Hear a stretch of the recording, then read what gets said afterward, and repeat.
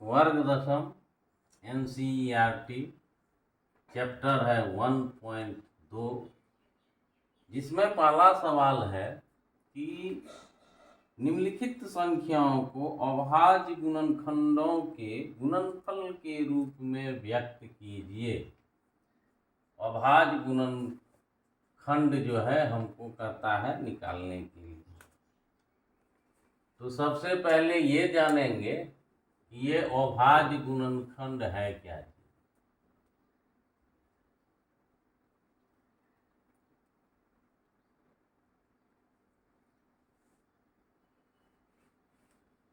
तो गुणनखंड की दृष्टिकोण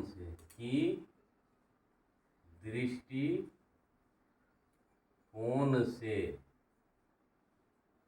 संख्या को 3 वर्ग में बांटा गया है।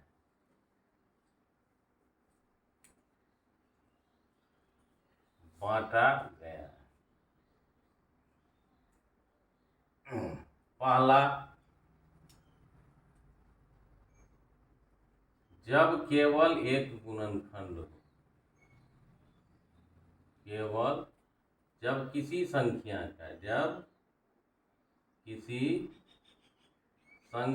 का केवल एक गुणनखंड हो,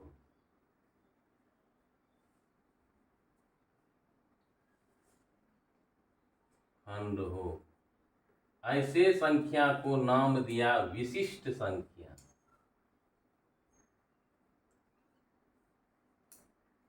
और यह विशिष्ट संख्या केवल एक ही है।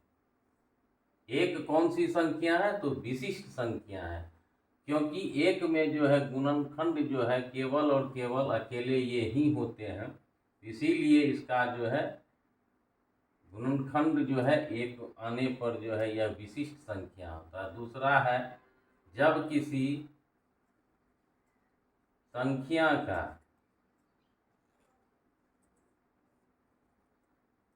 केवल 2 गुणनखंड हो,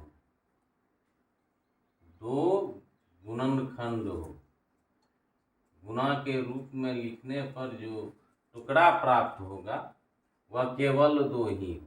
केवल 2 गुणनखंड हो तो ऐसी ही संख्या को कहते हैं अभाज्य संख्या। अब एक तो चला गया, न भाज्य है न अभाज्य है, यह विशिष्ट संख्या हो गया। अब शेष जो बचा, अब 2 से, अब 2 का देखिए गुणनखंड अगर करेंगे तो 2 गुना 1 होगा। 3 अगर लेते हैं तो 3 गुना 1 होगा। 4 लेते हैं तो 2 गुना 1 होगा। तो यहाँ 3 गुणनखंड आ गया और यहाँ 2 है, यहाँ भी 2 है। इसीलिए 4 के बाद अगर 5 लेते हैं तो 5 गुना 1 हो जाएगा 5 का। अगर 6 लेते हैं तो ये हो जाएगा 2 गुना 3 गुना 1, यानी 3 गुणनखंड आ जाता है।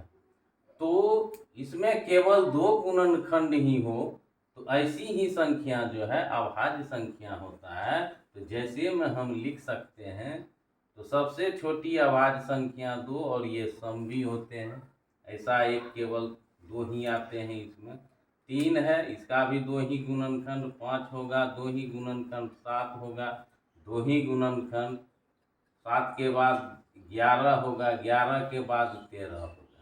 इस तरह से जो है हम लोग डॉट डॉट करके जा सकते हैं। तो ये अभाज्य गुणनखंड, ये संख्या जो है गुणनखंड करने पर 2 ही अगर गुणनखंड आएंगे तो उसको क्या बोलते हैं। अब जो है जब किसी संख्या का 2 से अधिक गुणनखंड हो, 2 से अधिक गुणनखंड हो,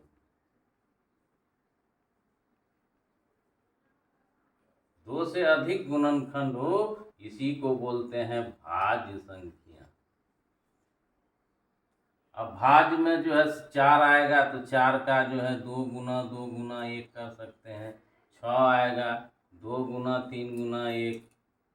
उसके बाद 8 आएगा तो 2 गुना, यानी देखिए 3 आ गया है। 2 से अधिक जैसे गुणनखंड आएगा अब सबसे छोटी भाज्य संख्या जो है 4 होता है और सबसे छोटी अभाज्य संख्या 2 होता है। एक कौन सी संख्या है? तो विशिष्ट संख्या है। तो ये चीज ध्यान में रखना पड़ेगा कि अभाज्य संख्या जो है केवल 2 गुणनखंड होते हैं और 2 से अधिक होते हैं तो वह क्या हो जाते हैं? भाज्य। अभाज्य यानी भाज्य नहीं। तो इसमें जो है हमको ये बातों का ध्यान रखना पड़ेगा। तो आगे चलते हैं, आगे जो है हम लोग देखते हैं। तो प्रश्न 1 में दिया गया है 140। अब देखिए 140 के अनेक गुणनखंड हैं तो यह भाज्य संख्या हो गया। 140 कौन संख्या? भाज्य संख्या। अब इसको कहता है बराबर, इधर अभाज्य गुना अभाज्य लिखिए, अभाज्य गुना अभाज्य गुना अभाज्य गुना अभाज्य लिखिए। ये गुणनखंड का मतलब यही हुआ कि इसको अभाज्य गुना अभाज्य गुना अभाज्य के रूप में लिखिए। अब सबसे बड़ी बात है गुणनखंड। अब क्या है? गुणनखंड मतलब होता है भाग।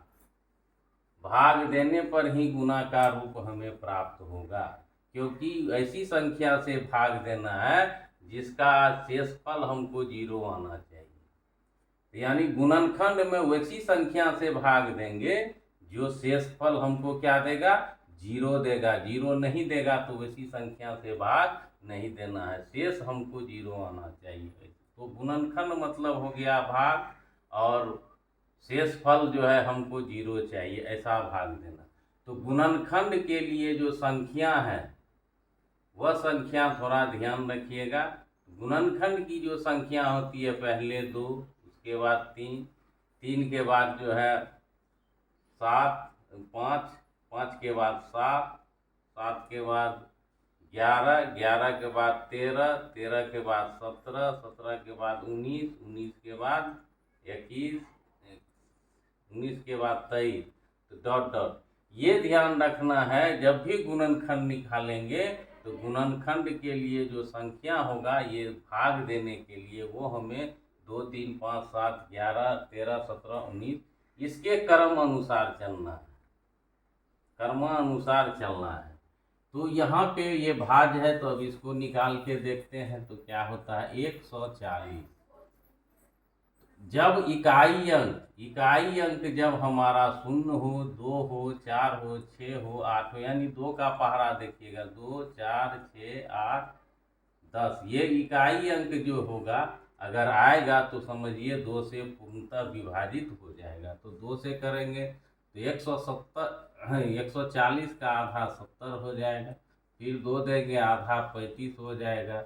जब तक भाग लगेगा 2 से देते रहेंगे, छोड़ना नहीं है। अब 2 से विभाजित नहीं होगा।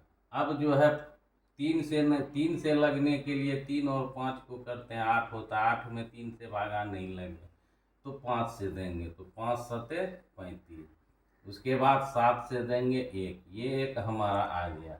तो अभाज्य गुणनखंड जो है हमारा 140 का, तो ये भाज्य संख्या था तो 140 को हम लोग लिख सकते हैं। अब देखिए 2 गुना 2 गुना 5 गुना 7, तो ये क्रम अनुसार रहे या उल्टा पुल्टा रहे कोई दिक्कत नहीं है, क्योंकि एनसीईआरटी कहता है समझा जाएगा वो क्रम में ही। तो 2 बार है तो पावर जो है 1 और 1 गुना है तो आधार सेम है तो जुट जाएगा 2 पर पावर 2, 5 गुना 7, ये भी लिख सकते। अब देखिए 2 का गुणनखंड 2 गुना 1, 5 का गुणनखंड 5 गुना 1, 7 का गुणनखंड 7, यही है अभाज्य गुणनखंड। यानी इसका गुणनखंड 7 गुना 1 होगा, इसका 5 गुना 1 होगा, इसका 2 गुना 1 होगा, इसका भी। तो 2 ही गुणनखंड अगर प्राप्त होंगे तो वही अभाज्य गुणनखंड होता है और यह गुणनफल के रूप में होता है। केवल और केवल गुना का बीच में जो है संकेत दिया रहेगा। तो इस तरह से हमारा 140 का ये भी उत्तर दे सकते हैं, ऐसे भी लिख सकते हैं। अब दूसरा कहता है कि 156 है। चलिए 156 है, इसमें भी 6 है तो 2 से लगेगा ही, 2 से तो 7 बार में लगेगा 1, 8 हो जाएगा, फिर 2 से लगेगा 2 तिया 6, 2 9 18, 9 3 12, 2 से नहीं लगेगा। अब जो है 3 से लगेगा, 3, फिर जो है 13 से लगाएंगे एक बार में। तो अब ये 156 का जो है, इसीलिए 156 बराबर हम लोग लिख सकते हैं 2 पर पावर 2 गुनी 3 गुना 13। अब देखिए 2 का भी गुणनखंड यहाँ 2 बार है तो 2 गुना 1 हो जाएगा, इसका भी 2 गुना 1 हो जाएगा, इसका भी 3 गुना 1 हो जाएगा, इसका भी 13। तो ये सब अभाज्य है, ये भी अभाज्य संख्या, ये भी दो भी अभाज्य संख्या। तो ये हमारा उत्तर हो जाएगा। अब तीसरा प्रश्न कहता है 38 25 है। अब देखिए 2 से तो नहीं लगेगा, इकाई अंक 2 से नहीं कट रहा है। अब 3 के लिए जोड़ते हैं, 5 2 7 8 7 15 3 18, 18 3 से विभाजित होता है, 3 से भाग देंगे, 3 एकम 3, 3 दूनी 6, 3 सते 21, 3 पचे 15, फिर जोड़ते हैं 7 5 12, फिर 3 से लग जाएगा, जब तक 3 से लगेगा लगाते रहे। 3 चौका 12, 3 दूनी 3 पचे, फिर 5 2 7 4 11 नहीं लगेगा, तो अब 5 से लगेगा। इकाई अंक जब 0 और 5 हो तो 5 से विभाजित हो जाता है। इकाई अंक यहाँ 5 है तो 5 8 40 पचे 25, फिर 5 से लग जाएगा, इकाई अंक है। फिर जो है 17 में 17 से ही लगेगा। अब 3 नंबर का जो उत्तर आएगा वो हमारा होगा, इसीलिए 38 25 बराबर 3 2 बार है, 5 भी 2 बार है, और 17 एक बार। ये सब अभाज्य है, 3 भी अभाज्य संख्या, 5 भी अभाज्य संख्या और 17 भी अभाज्य संख्या। तो ये हमारा उत्तर हो जाएगा। उसके बाद 4 नंबर में है 505। 5005 है। अब देखिए 5 5 10, 2 से नहीं लगेगा, 3 से नहीं, तो 5 से, इकाई अंक 5 है, 1 देना है, 0 0 1 देना है। अब 5 से नहीं लगेगा, 7 से देखते हैं, लगता है 7 देंगे तो 3 होगा, 7 चौका 28, 7 से लग जाएगा, तो 7 एकम 7, 3 7 चौका 28, 7 21 कट गया। फिर देखते हैं 7 से देते हैं, नहीं लगता है, तो 7 के बाद जो है 11 का नंबर आता है, एक बार में 11, फिर 13 हो जाएगा, तो 13 से देंगे 1 हो जाएगा। तो इसका जो है 5000, 5 का जो है 5 गुनी 7 गुनी 11 गुना 13, 1 लिखने की आवश्यकता नहीं है, वो ऑटोमेटिक विशिष्ट संख्या, वो भाज्य में भी होगा और अभाज्य में। ये हमारा उत्तर हो जाएगा 5005 का, ये अभाज्य गुणनखंड हो जाएगा। अब है 7429। अब 5 नंबर है 7429।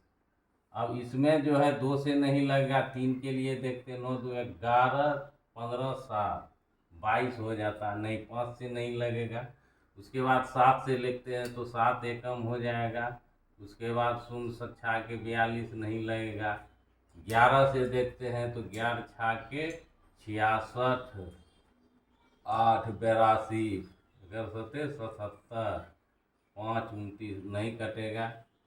13 से देखते हैं, 13 पचे 65, 74 65 जो है 74 में तो 8 9 9 आ जाएगा।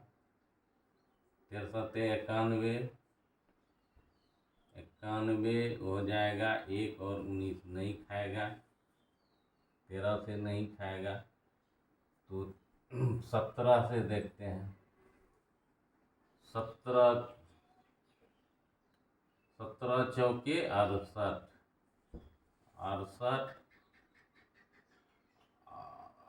6 आ जाएगा, 17 तिया 51 आ जाएगा, 1 1 17 17 59, ये कट जाएगा, तो 17 चौका 68 हो जाएगा। उसके बाद 68 जो है 74 में से अगर निकालेंगे तो 6 हो जाएगा। फिर जो है 62 आ जाता है, तो 70 तिया 51 3 बार में आएगा। उसके बाद 119 17 17 149।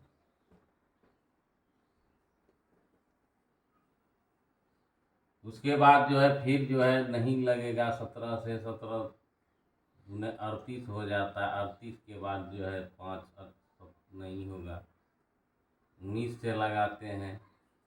19 का 19, 19 दूने 38, 19 तिया 57, 19 का 19, 19 दूने 38, 19 तिया 57।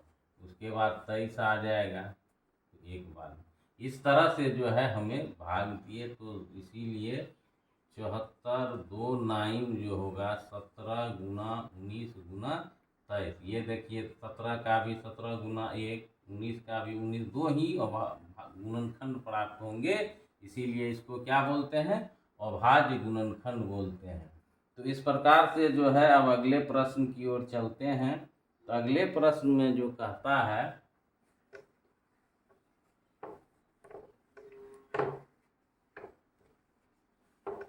तो अगले प्रश्न में है, कहता है दो संख्याओं का गुणनफल। ये याद रखिएगा, दो संख्याओं का गुणनफल, संख्याओं का गुणनफल जो होता है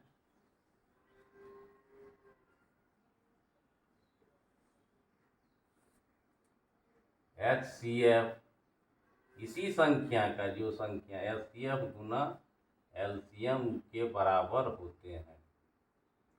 तो जो इधर संख्या दिया गया है, अगर 5 10 है तो 5 10 का LCM और HCF का गुणनफल, और इधर संख्या का गुणनफल।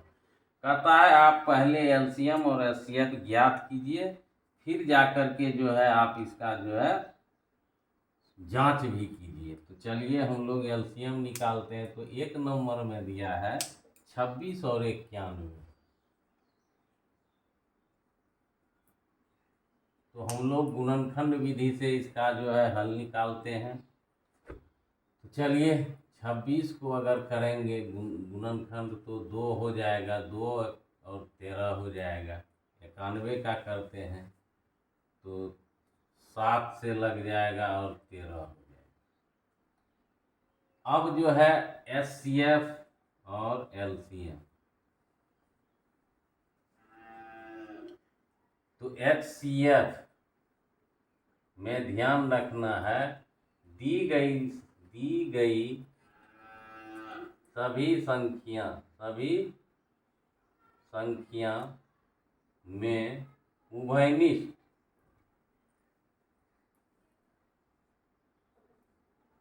छोटा घात वाला,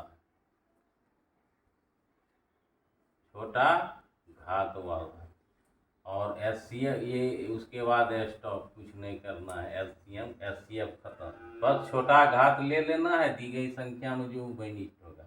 और LCM में जो है दी गई सभी संख्या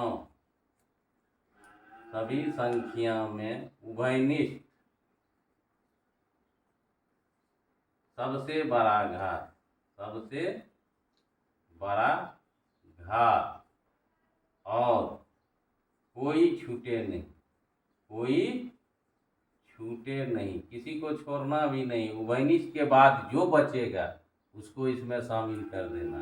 अब इसमें उभयनिष्ठ खोज रहा है, तो देखिए 13 13 आ रहा है। अब इसमें कोई छोटा बड़ा नहीं है, तो ये HCF हो जाएगा और LCM दोनों हो जाएगा, क्योंकि बराबर। तो HCF में 13 आ जाएगा, ये दोनों, क्योंकि इसका भी घात 1 है और घात बराबर है, तो HCF और LCM दोनों होगा। छोटा बड़ा रहता तो छोटा जो है HCF में लिख देते और बड़ा को LCM में लिख देते। तो चलिए दोनों बराबर हैं दोनों में, तो ये हमारा उत्तर हो गया। क्योंकि उभयनिष्ठ छोटा के बाद कुछ नहीं लिखना है, HCF खत्म हो जाता है। अब LCM की बारी आती है, तो 13 तो ये आ गया है, तब छूट कौन रहा है, 26 में 2 छूट रहा है तो 2 दीजिए, और इसमें 7 छूट रहा है तो 7 दीजिए। तो इसको गुना करेंगे तो 14 तिया 42, एक आ जाएगा, 4 आ जाएगा, फिर 14 4 18 हो जाएगा। 42 4 14 182 हो जाएगा। तो ये हमारा LCM आ गया। अब जो है जांच जो है देख लेंगे। जांच आप स्वयं कीजिएगा। तो जांच में जो है दो संख्या का गुणनफल है, तो गुणनफल में संख्या दिया है 26 गुना 91 और बराबर 13 गुना 182। तो ये गुना करके लिख दीजिएगा और जांच बराबर आ गया तो सही होगा, अगर बराबर नहीं आएगा तो समझ लीजिएगा गलत है। तो ये गुना करके स्वयं आप लिख लीजिएगा। अब दूसरा सवाल है 510 और 92। चलिए 510 का गुणनखंड लिखते हैं। तो 510 में 2 से पहले शुरू करेंगे, सुनना है 2 दूने 4, 2 पंचे 10, फिर जो है 2 पंचे 10, 2 से नहीं लगेगा, 5 5 10 2 12, 3 से लगेगा, 3 अट्ठे 24, 3 पच्चे 15, फिर जो है 3 7 5 13 नहीं लगेगा, 5 से 17, तो ये हमारा 17 हो जाएगा। तो 2 गुनी 3 गुनी 5 गुना 17। अब 92 का निकालते हैं। तो 92 में देखते हैं, 2 से शुरू होगा, 2 चौका 46 हो जाएगा, आधा 2 का 2 दूनी 4 23 हो जाएगा। तो ये हो गया हमारा 23। तो 2 पर पावर 2 और 23। अब देखिए ये हमारा उभयनिष्ठ आ गया। उभयनिष्ठ से ही मतलब है पहले HCF तब LCM।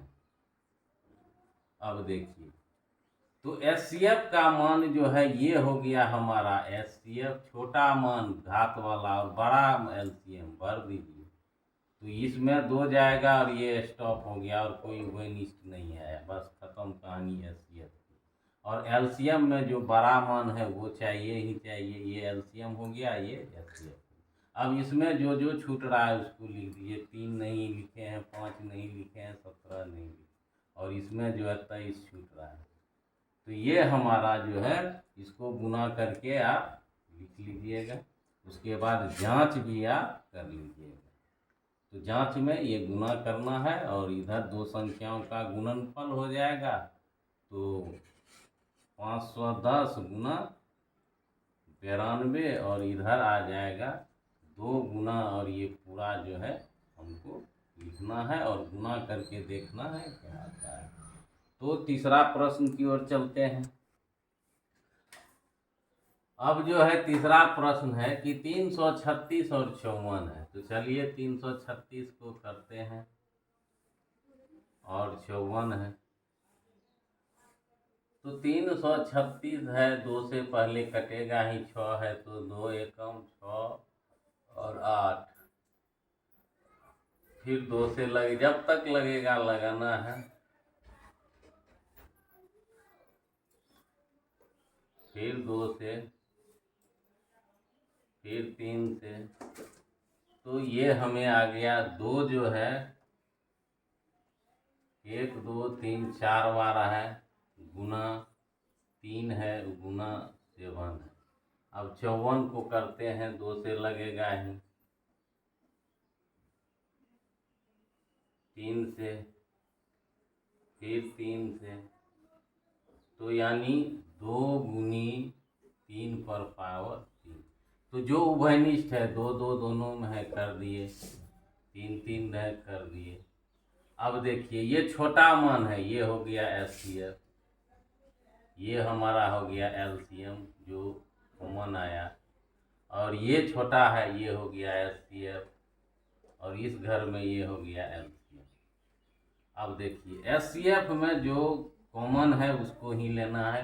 तो ये दोनों में जो है ये छोटा है घात वाला, तो छोटा घात आ गया, और HCF के बाद LCM भी है, तो इसमें से बड़ा घात इसमें आ गया। ये छोटा घात HCF में और ये बड़ा घात LCM में डाल दिए। अब है ये छोटा है तो HCF में जाएगा, ये बड़ा है तो LCM में आएगा। अब LCM ये हो गया स्टॉप, इसको कुछ नहीं करना, इसकी कहानी खत्म।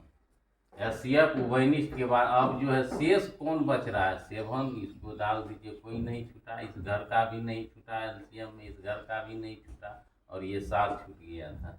अब जो है इसको गुना करके आप लिख सकते हैं कितना एलसीएम होगा।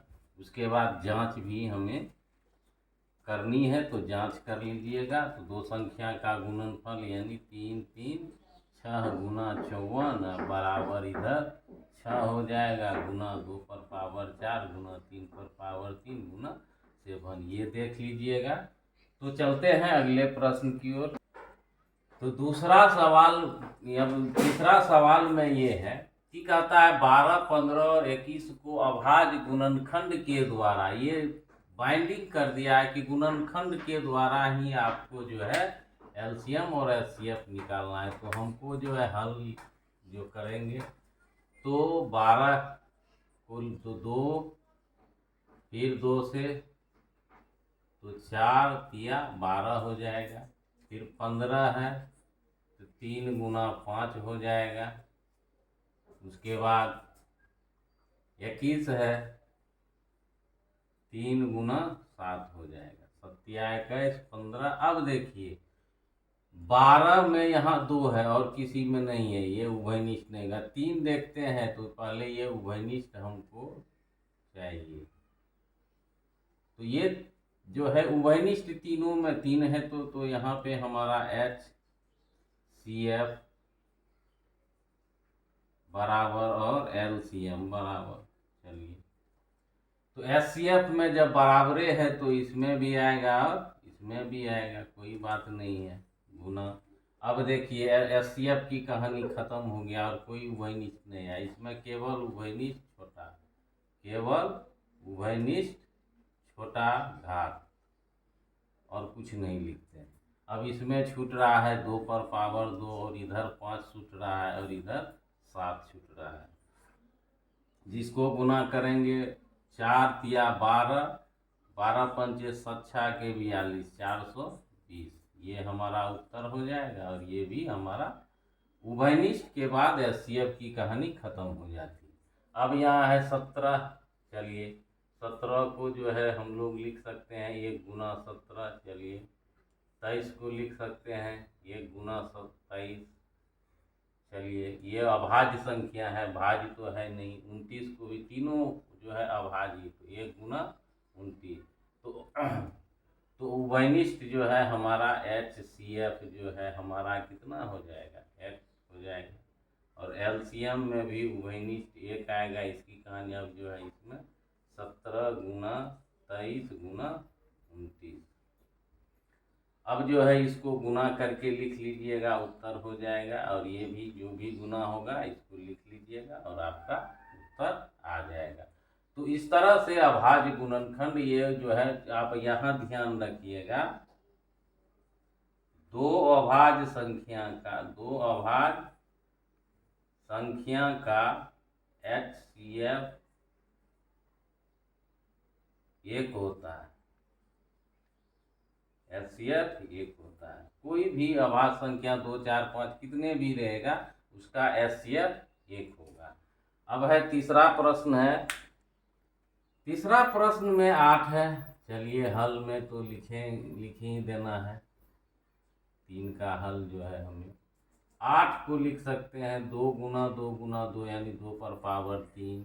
9 को लिख सकते हैं 3 गुना 3 3 पर पावर 2। और 25 को लिख सकते हैं 5 पर पावर 2। तो चलिए HCF और LCM, तो इसमें उभयनिष्ठ कोई नहीं है तो विशिष्ट संख्या सब में होगा ही। तो इसका उभयनिष्ठ क्या हो गया, 1 गुना 1 यहाँ भी है, गुना 1 यहाँ भी। तो गुना जो है तो HCF 1 हो गया और LCM हो जाएगा कोई उभयनिष्ठ 8 गुनी 9 गुनी 25। 25 8 200, 9 दूने 1800। ये हमारा उत्तर हो जाएगा। और ये भी हमारा उत्तर हो जाएगा। अब है अगला प्रश्न। तो 4 नंबर में प्रश्न जो है इस प्रकार से दिया हुआ है, जिसमें दिया है 3, ये जो है पहली संख्या है, ये दूसरी संख्या, और दोनों संख्याओं का HCF 9 दिया है और कहता है LCM ज्ञात करिए। तो यहाँ पे पहली संख्या हमारा A है, मान के चलिए 306 है। दूसरी संख्या बी है 657 है, और एलसीएम जो है क्या कहते हैं एचसीएफ जो है हमें दिया हुआ है 9, और एलसीएम बराबर कहता है 1। तो हमको सूत्र पता है, जांच जो किए थे, इसमें हम लोग लिख सकते हैं सूत्र से, दो संख्याओं का गुणनफल, संख्याओं का गुणनफल उसी संख्या का एचसीएफ और एलसीएम का गुणनफल। तो हमको देखते हैं कौन कौन मान पता है। तो दो संख्या का गुणनफल, तो संख्या हमको 306 दिया गया है और 657 दिया गया है। अब जो है एचसीएफ हमको 9 दिया गया है, ये एचसीएफ है 9, और जो है एलसीएम जो है 8। अब ये सब गणित में उग गया है, ये गणित में नहीं, ये अकेला रहेगा। इधर 9 से भाग देंगे तो इधर भी हमको 9 से भाग देना होगा। तो 306 गुना 5, उसके बाद 9 बराबर एलसीएम। अब काट देते हैं, 9 बार 9 तिया 27, और 27 9 चौका 36। अब जो है एलसीएम हमारा, तो गुना कर लेते हैं, 6 5 7 3 4 28, 2 20, 2 22, 2 24, 2 26, 21, 2 15, 2 17, 1 18, 1 19, 8 3 13, 2 और 2, तो 22,300, और ये जो है हमारा एलसीएम आएगा इसका। चलते हैं अगले प्रश्न की ओर। प्रश्न है, 5वां प्रश्न है कि जांच कीजिए क्या किसी प्राकृत संख्या n के लिए संख्या 6 पर पावर n अंक 0 पर समाप्त होगा। अब है 0 पर समाप्त होगा, क्या क्या अर्थ होता है? 0 पर समाप्त होगा का अर्थ, कोई भी संख्या अगर 0 पर समाप्त होगा, इसका अर्थ हो गया इकाई अंक हमें सुनना चाहिए, इकाई अंक 0 चाहिए। जब इकाई अंक 0 हो तो हम लोग जानते हैं इकाई अंक जब चलता है 0 से, तो पहला संख्या 10 है, 10 का पहाड़ा हो गया। अब देखिए इसका अगर गुणनखंड करेंगे तो 2 गुना 5 आएगा ही, इसमें भी करेंगे 2 गुना 5 आएगा, इसमें भी करेंगे तो 2 तिया 6। तो कहने का मतलब है कुछ आए ना आए, ये तो आना ही होगा। 2 और 5 अनिवार्य रूप से कम 2 और 5 चाहिए ही चाहिए। अब ये जो 0 पर समाप्त का सीधा अर्थ है इकाई अंक सुनना मांग रहा है वह, और कहता है n जो है हमारा प्राकृत संख्या, पावर में 1 2 3 4 5 डॉट डॉट, आप कितनों पावर दीजिए, अगर 10 पर पावर कितनों देंगे, 13 देंगे तो 0 आएगा। कोई भी संख्या आएगा, इकाई अंक अगर 0 है तो उसका घात में कितनों भी गुना करेंगे तो इकाई अंक 0 आएगा ही आएगा। तो इस प्रश्न को हम लोग को ये पहले से ही लिख के रखे हैं, इसको का यहाँ लिखे, हम जानते हैं कि यदि किसी प्राकृत संख्या n के लिए 6 पर पावर n अंक 0 पर समाप्त होगी तो यह 2 गुना 5 से विभाज्य होगा। अगर कोई भी संख्या ये 10 से विभाजित होगा तो उसका इकाई अंक जरूर 0 होगा। अर्थात 6 पर पावर n बराबर 2 गुना 3 पर पावर n के अभाज्य गुणनखंड में केवल 2 अंक ही मौजूद है, केवल ये 2 अंक ही मौजूद है, परंतु 5 अंक नहीं है। हमें चाहिए 2 गुना 5, लेकिन यहाँ 2 तो है लेकिन 5 नहीं है। अतः ऐसी कोई प्राकृत संख्या n नहीं है जिसके लिए 6 पर पावर n अंक जो है 0 पर समाप्त होगी। तो ये जो है पूरा डिटेल है, इसको जो है अच्छी तरह से समझ लेना है। 0 पर समाप्त होने का अर्थ ही होता है इकाई अंक जो है वह 0 होना चाहिए। तो इस तरह से ये 5वां प्रश्न हो गया। चलते हैं अगले प्रश्न।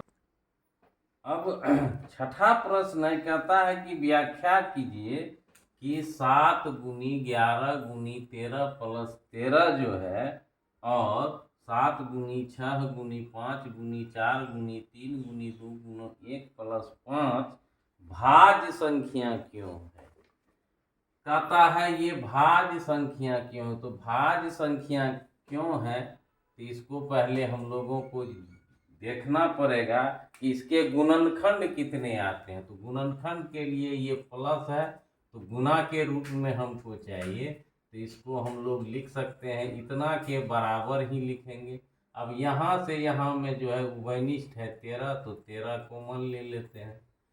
तो यहाँ से में 7 रह जाएगा, 11 रह जाएगा, लेकिन ये जो है 1 जो है हमारा ये हो जाएगा। अब चलिए 13 गुना 11 सत्तर 77 1 78। अब देखिए यहाँ पे हमें कितने दी गई संख्या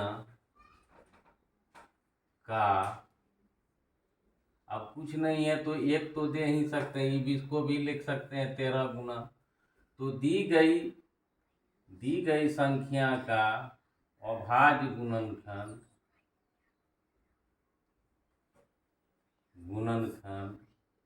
2 से अधिक है, 2 से अधिक है, अतः यह भाज्य संख्या है, भाज्य संख्या है। फिर इसी तरह इसका भी करते हैं। तो यहाँ से यहाँ तक में हमको गुना के रूप में चाहिए, तो यहाँ से यहाँ में देखते हैं 5 उभयनिष्ठ है तो 5 ले लिए। चलिए जब 5 ले लिए तो 7 रह जाएगा, 6 रह जाएगा, 4 रह जाएगा, 3 और 2 भी रह जाएगा और ये प्लस 1 हो जाएगा।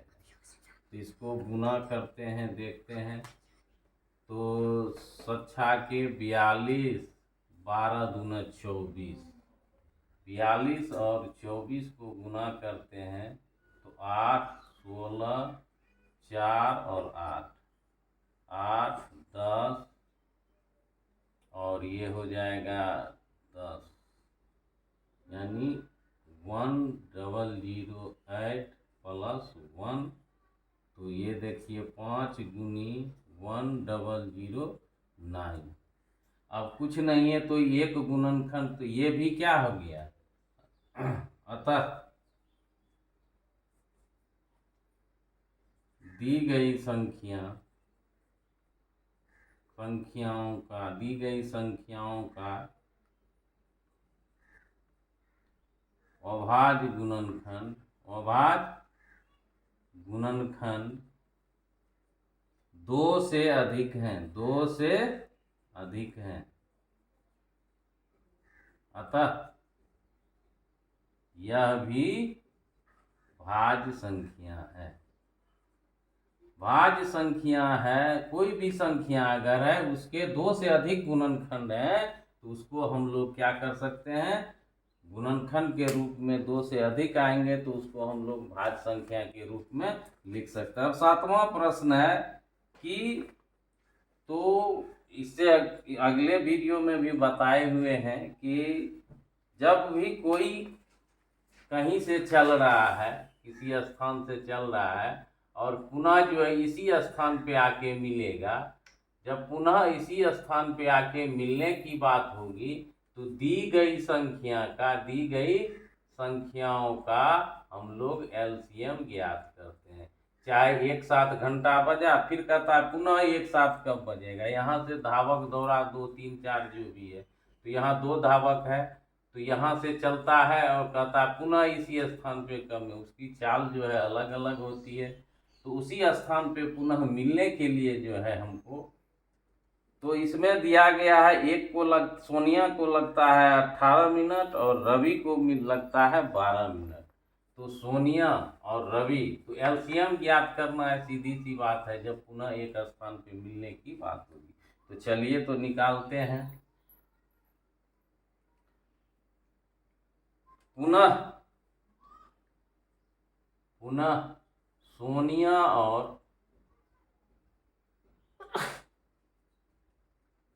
सोनिया और रवि